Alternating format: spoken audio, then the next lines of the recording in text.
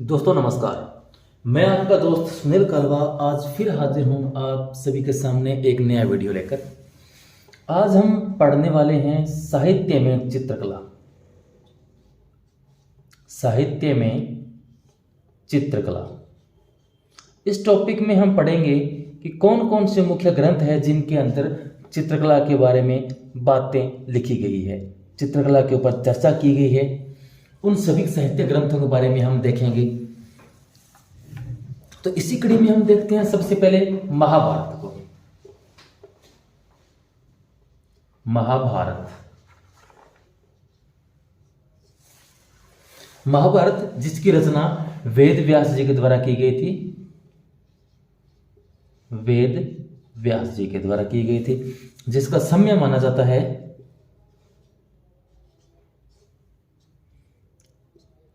600 से लेकर 500 ईसा पूर्व के बीच में। 600 से 500 ईसा पूर्व के बीच में। अच्छा देखिए, महाभारत के अंदर 19 प्रकार के रूप भेद बताए हैं। 19 प्रकार के रूप भेद बताए हैं। 19 प्रकार के रूप भेदों का जिक्र महाभारत में किया गया है। एक सत्यवान नामक व्यक्ति का जिक्र है। सत्यवान, जिन्हें या जिसे घोड़ों का शौक था, जिसे घोड़ों का शौक था।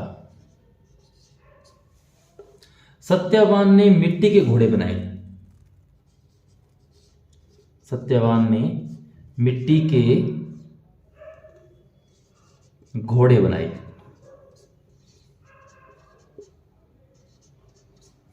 साथ ही में सत्यवान के द्वारा दीवारों पर चित्र भी बनाए गए थे।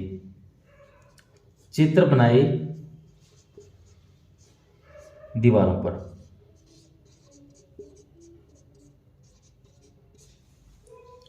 सत्यवान जो है घोड़ों के चित्र बनाता था। घोड़ों को हम अश्व भी कहते हैं, इसलिए सत्यवान को चित्राश्व भी कहा गया है। चित्राश्व, चित्राश्व भी कहा है सत्यवान को। इसी ग्रंथ के अंदर उत्साह व अनिरुद्ध, उत्साह अनिरुद्ध की प्रेम कहानी का जिक्र है। उत्साह अनिरुद्ध की प्रेम कहानी या प्रेम कथा है, उस प्रसंग का जिक्र हुआ जिसके अंदर चित्रकला का जिक्र हुआ है। उत्साह अनिरुद्ध कथा में चित्रकला का जिक्र। चित्रकला का जिक्र वो देखिए इस प्रकार हुआ है कि जो उत्साह है, इनकी एक परिचारिका थी जिसका नाम था चित्रलेखा। चित्रलेखा चित्रलेखा ने स्वप्न के आधार पर अनिरुद्ध का चित्र बनाया, जो कि श्री कृष्ण के पौत्र थे। उनका चित्र बनाया। तो सबसे पहले एक समर्थित चित्र का भी जिक्र किया गया है, वह भी हमारे महाभारत में है। चित्रलेखा ने अनिरुद्ध का चित्र बनाया।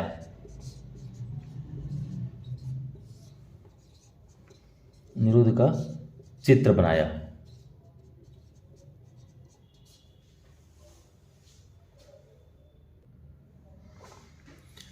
तो आप देखिए, एक बार इनको पढ़ लीजिए और अपने नोटबुक में से लिख लीजिए। नोट्स जरूर बनाइएगा आप, ताकि आपको एग्जाम में रिवीजन के टाइम काम आए। मैं इसे इरेज करता हूं। अब नंबर 2 पर हम देखते हैं रामायण। यह भी एक महत्वपूर्ण ग्रंथ है जिसकी रचना वाल्मीकि जी के द्वारा की गई थी।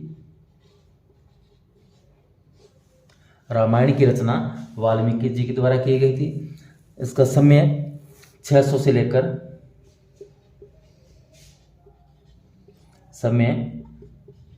500 ईसा पूर्व के बीच का है।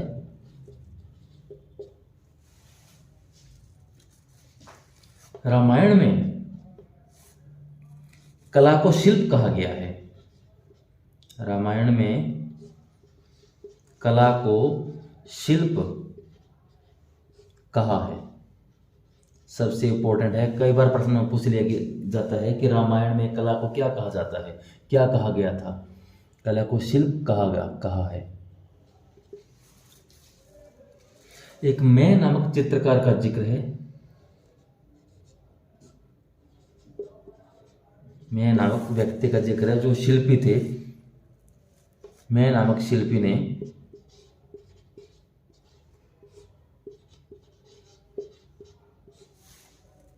सीता की एक सुवर्ण मूर्ति बनाई थी। सुवर्ण यानी सोने की मूर्ति बनाई थी, सुवर्ण प्रतिमा बनाई।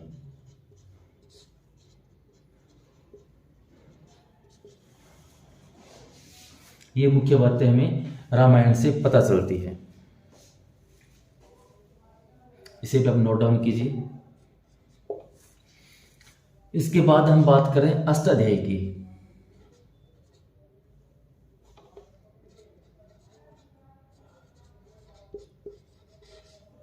अष्टाध्यायी एक महत्वपूर्ण ग्रंथ है जिसकी रचना पाणिनि के द्वारा की गई थी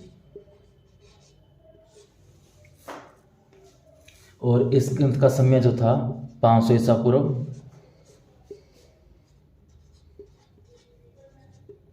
500 ईसा पूर्व। इस ग्रंथ में भी कला को शिल्प कहा है।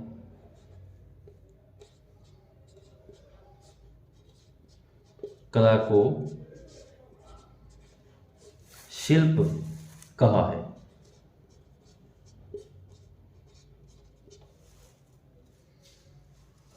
कला को दो भागों में बांटा गया है। एक को कहा गया कारु, तो दूसरे भाग को कहा गया चारु। कारु से तात्पर्य उपयोगी कला,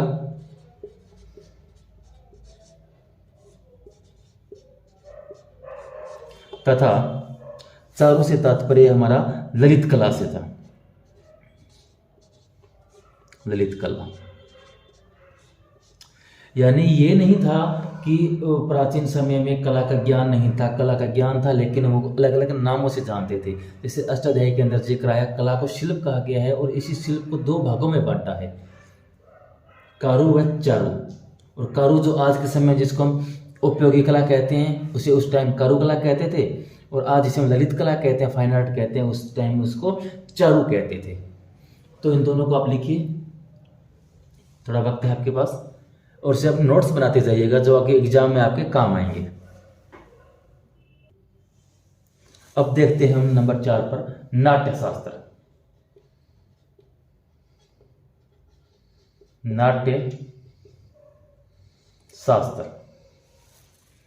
जिसकी रचना आचार्य भरत मुनि जी के द्वारा की गई। आचार्य भरत मुनि, नाट्य शास्त्र की रचना आचार्य भरत मुनि जी के द्वारा की गई थी और समय जो था वह 100 ईसा पूर्व था।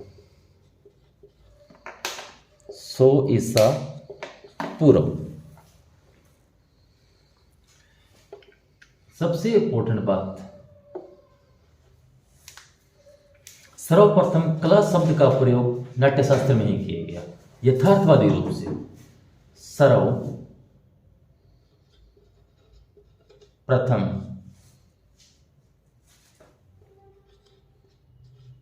कला शब्द का यथार्थवादी प्रयोग किया गया। यथार्थवादी प्रयोग यानी इससे पहले कला शब्द का यथार्थवादी रूप प्रचलन में नहीं था। शिल्प कहते थे, अलग अलग नामों से इसको पुकारा जाता था, लेकिन कला का सर्वप्रथम प्रयोग इसी ग्रंथ के अंदर भरत मुनि जी द्वारा किया गया। तो प्रश्न दो प्रकार के एग्जाम पूछे जाते हैं कि सर्वप्रथम यथार्थवादी शब्द का प्रयोग कब हुआ कला का, या यथार्थवादी रूप में कब हुआ, तो वह 100 ईसा पूर्व भरत मुनि के द्वारा लिखी गई नाट्यशास्त्र में हुआ था। अच्छा, अब हम देखते हैं आगे, इसमें रंगों में पड़ने वाले प्रभाव की चर्चा की गई है। रंगों का मन पर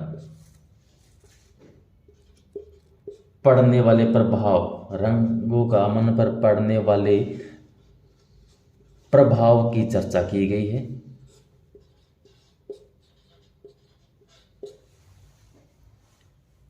कि जो रंग होते हैं उनका हमारे मन पर क्या प्रभाव पड़ता है, इस प्रकार जो चर्चा है, बातें हैं, विवरण बताया गया है नाट्यशास्त्र के अंदर। इसके अंदर लाल, पीले तथा श्याम रंग को मूल रंग माना गया है। श्याम यानी काला, लाल, पीले तथा श्याम रंग को मूल रंग माना है। मूल रंग माना है। श्वेत के योग से अनेक रंग बनाने का जिक्र किया गया है। श्वेत यानी सफेद रंग से अनेक रंग बनाने के बारे में बताया गया है। श्वेत के योग से यानी सफेद रंग को मिलाकर अनेक प्रकार के रंग बनाए जा सकते हैं, ये बात नाट्यशास्त्र कहता है। श्वेत के योग से अनेक रंग बनाने का भी जिक्र है। नाट्यशास्त्र के अंदर यह भी जिक्र किया गया है, रंग बनाने की बात की गई है। और कहा गया है कि नाट्यशाला जो होती है, नाट्यशाला जो होती है उसकी दीवारों पर, नाट्यशाला की दीवारों पर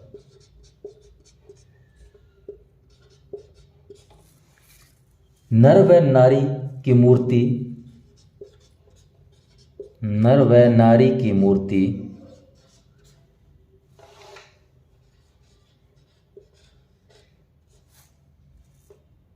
तथा बेल बूंटों को अंकित करना चाहिए।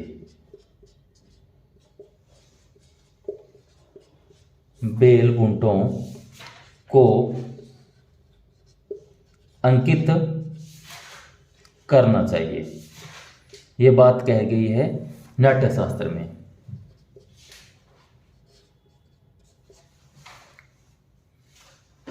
तो नाट्यशास्त्र के बारे में इतनी महत्वपूर्ण बातें थी, जिसे आप लिखिए और अच्छे से नोट्स बनाइए। अब नंबर 5 पर है हमारा मेघदूत।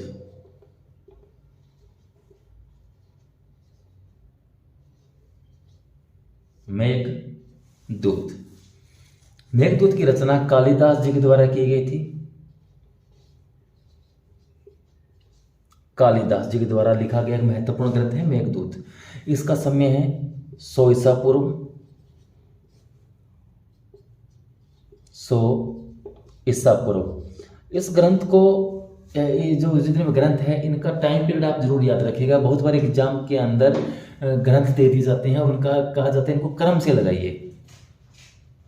तो जब आपको टाइम पीरियड का याद रहेगा तो आप इनको क्रम से लगा सकते हो। साथ में राइटर का नाम तो याद करना ही है। कई बार ग्रंथ दे दी जाते हैं, सामने राइटर दे दी जाते हैं, इनको मिलान करो, प्रश्न आते हैं। ग्रंथ का नाम देखकर राइटर का पूछ लिया जाता है, या राइटर का नाम पूछकर किसी कवि का या लेखक का नाम प्रश्न नाम से पूछ लेता है कि निम्न में से कालिदास जी द्वारा लिखा ग्रंथ कौन सा है, वाल्मीकि जी द्वारा लिखा ग्रंथ कौन सा है। तो इस तरह प्रश्न पूछ लेते हैं। तो आप इस चीज़ को जरूर याद कीजिएगा कि मेघदूत की रचना किसके द्वारा की गई, कालिदास जी के द्वारा। समय क्या था, 100 ईसा पूर्व। इसमें बात की गई है कि विरहणी यक्षिणी जो होती है, विरहणी यक्षिणी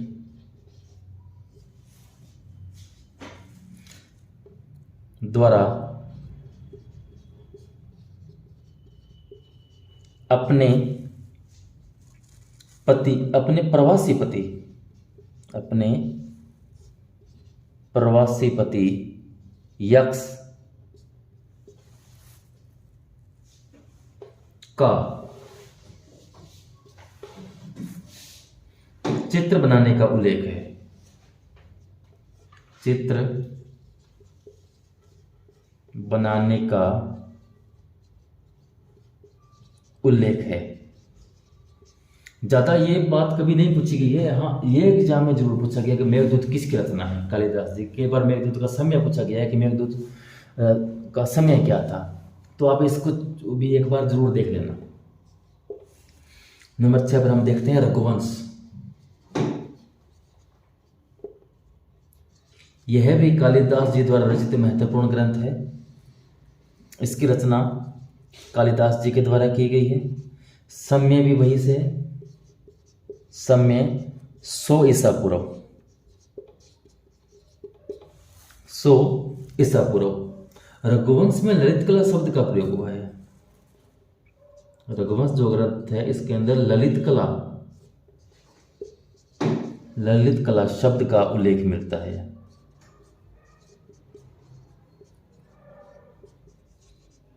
ललित कला शब्द का उल्लेख है इस ग्रंथ के अंदर। यहाँ पर अयोध्या के दरवाजों में या अयोध्या के जो राजमहल है, अयोध्या के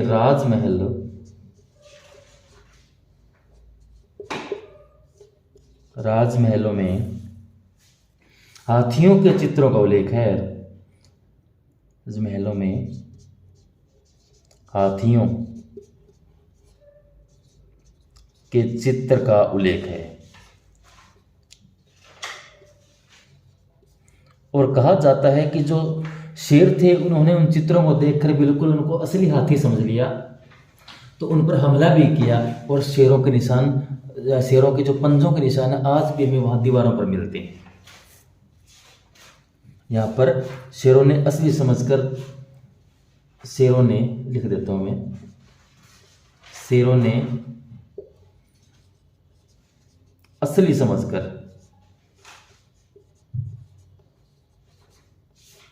समझकर नाखून मार रखे हैं।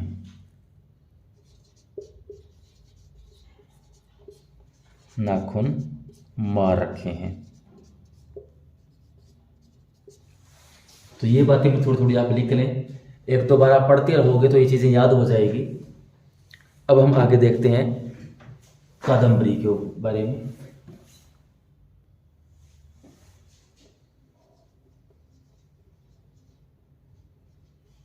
कादम्बरी नंबर 7 पे है कादम्बरी। अच्छा, जिसकी रचना भी बाणभट्ट जी के द्वारा की गई है। बाणभट्ट, उस समय है 700 ईस्वी। समय 700 ईस्वी। यहां पर 5 शुद्ध रंग बताए गए हैं। 5 शुद्ध रंग बताए हैं, जिसके अंदर नील,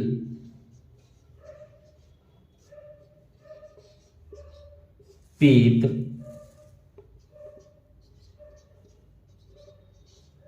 लोहित,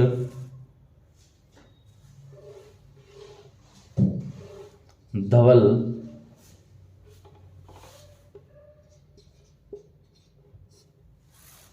व हरित।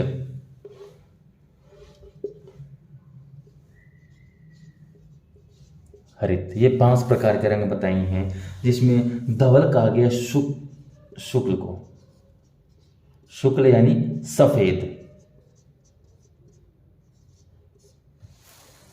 और जो हरित है इसे कहा गया कृष्ण रंग, कृष्ण यानी कि काला। तो यहाँ पर 5 प्रकार के रंग मिलते हैं कादम्बरी के अंदर। इंपॉर्टेंट ये बात है कि कादम्बरी की रचना किसके द्वारा की गई है? बाणभट्ट के द्वारा। समय 700 ईस्वी।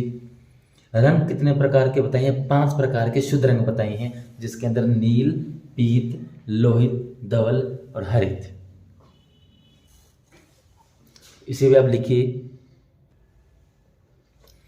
नील, पीत हो गया पीला, और लोहित जो है लाल। तो ध्यान रखिए आप, यानी इन 5 रंगों को शुद्ध रंग माना गया है कादम्बरी के अंदर। फिर हम देखते हैं नंबर 8 पर हर्षचरित। हर्षचरित यह भी कादम्बरी द्वारा लिखा गया महत्वपूर्ण ग्रंथ है। हरिश्चरित, इसकी रचना भी बाण भट्ट जी के द्वारा की गई है और समय वही 700 ईसा पूर्व। 700 ईसा पूर्व। इसमें एक प्रसंग में परलोक की काल्पनिक चित्र बनाकर पैसा कमाने का उल्लेख है। एक प्रसंग के अंदर, एक प्रसंग में जिक्र है, प्रसंग में परलोक के काल्पनिक चित्र बनाकर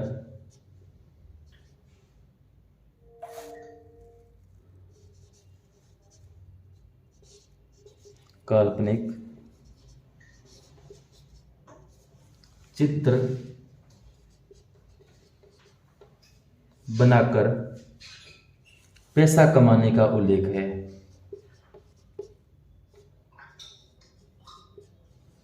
पैसा कमाने का उल्लेख है। तो हरिश्चरित्र के अंदर इतनी ही इंपॉर्टेंट बात है। बस इंपॉर्टेंट मेन इनका ये है कि आपके साथ में राइटरी अच्छे से याद होना चाहिए। अब देखते हैं नंबर 9 पर हमारा 10 कुमार चरित्र। 10 कुमार चरित्र।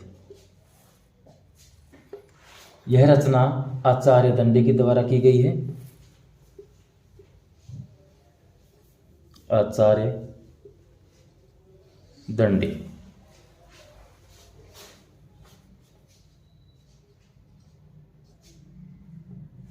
आचार्य दंडी के द्वारा इसकी रचना की गई है। इसका समय जो है 700 ईसा पूर्व है, सॉरी 700 ईस्वी। समय 700 ईस्वी है। इसके अंदर कुमार उपहार वर्मा द्वारा समय का चित्र बनाने का जिक्र किया गया है। कुमार उपहार वर्मा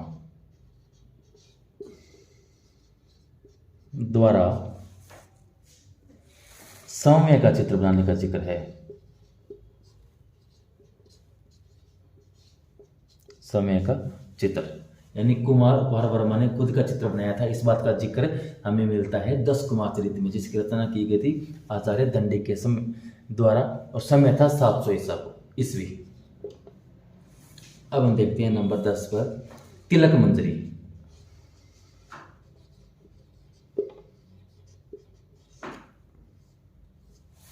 तिलक मंजरी, जिसकी रचना की गई है धनपाल के द्वारा। धनपाल के द्वारा। समय जो है 10वीं शताब्दी।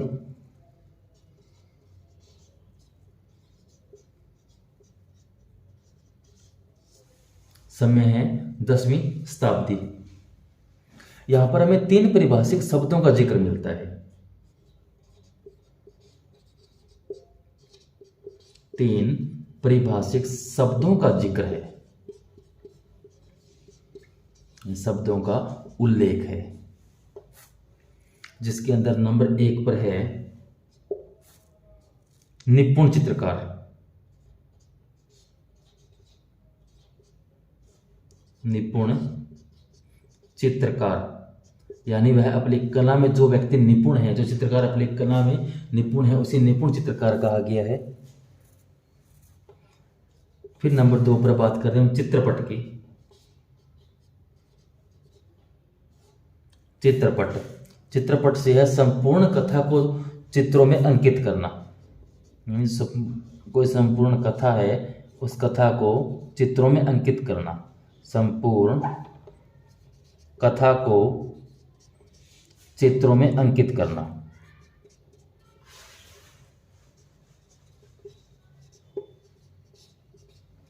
अंकित करना।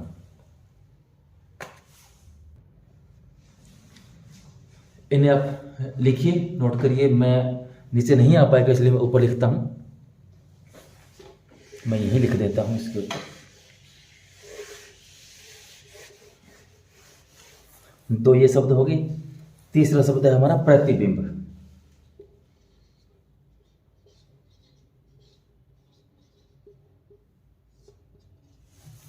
प्रतिबिंब से तात्पर्य है सभी चित्र से, सभी चित्र। तो ये तीन परिभाषिक शब्द मिलते हैं। एक गंधर्वत नामक युवा चित्रकार का उल्लेख है।